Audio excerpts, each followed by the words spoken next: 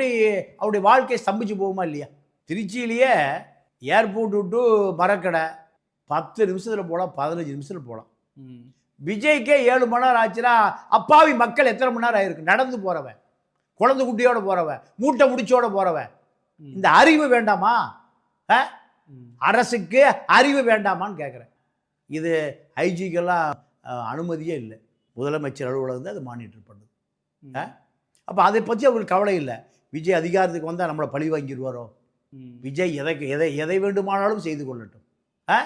எங்கே வேணா கூடிக்கிட்டோம், எங்கே வேணா பேசிட்டோம். இதுதான் முதலமைச்சர் அலுவலகத்தினுடைய நிலை. செய்யாறில் ஒருத்தன் விவசாயிகளுக்காக போராடுறான். விவசாய நிலத்தை சிப்காட்டுக்கு எடுக்கிறாங்க. அதை எதிர்த்து ஒரு விவசாயி போராடுறான். அவனுக்கு குண்ட சடத்தில் அடைச்சாங்க தெரியுமா?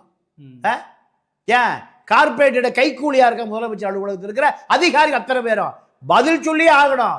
எவனும் தப்பிக்க முடியாது. என்ன சுட்டுக் கொள்வீங்களா? இல்லை தூக்கில் போடுவீங்களா? எத்தனை பேரை தூக்கில் போடுவீங்க? எத்தனை பேர் குண்டாசில் போடுவீங்க? வரலாறு மன்னிக்காது.